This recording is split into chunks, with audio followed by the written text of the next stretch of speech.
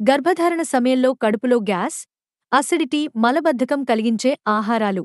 గర్భధారణ సమయంలో చాలామంది మహిళలకు గ్యాస్, ఆమ్లత్వం, మలబద్ధకం వంటి సమస్యలు సాధారణంగా కనిపిస్తాయి.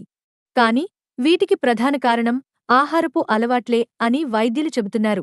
ముందుగా తప్పక మానేయాల్సిన ఆహారం: ఎక్కువగా వేయించిన పదార్థాలు, పుల్లని, మసాలా ఎక్కువగా ఉన్న వంటకాలు, సోడా లేదా కార్బనేటెడ్ డ్రింక్స్, చాక్లెట్లు, కాఫీ, టీ ఇవన్నీ కడుపులో ఆమ్లం పెంచి గ్యాస్ మరియు హార్ట్బర్న్ సమస్యను కలిగిస్తాయి.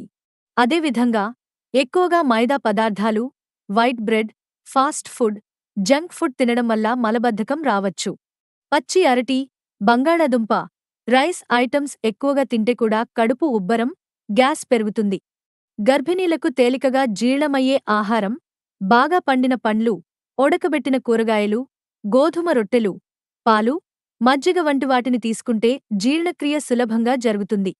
అందుకే గర్భధారణలో తినే ప్రతి ఆహారాన్ని జాగ్రత్తగా ఎంచుకుంటే గ్యాస్, ఆమ్లత్వం, మలబద్ధకం లాంటి సమస్యలు సులభంగా నివారించవచ్చు. ఇలాంటి మరెన్నో ఆసక్తికరమైన సమాచారం కోసం మా ఛానల్ను సబ్స్క్రైబ్ చేసుకోండి.